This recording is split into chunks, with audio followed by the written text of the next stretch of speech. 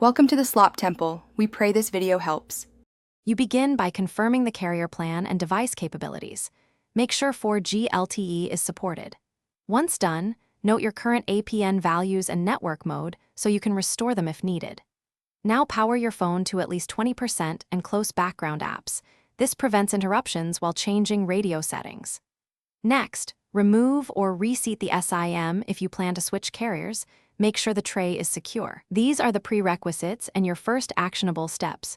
Proceed to settings now. You now change the core settings.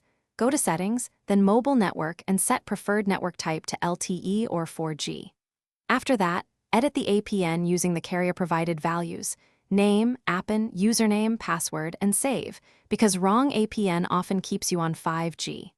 Once saved, toggle airplane mode for about 5 seconds and then turn it off to force the radio to re-register. If you have dual SIMs, make sure the correct SIM is set for mobile data. This avoids accidental 5G selection. You finish by confirming success. Check the status bar for LTE or 4G and run a quick speed test to verify throughput.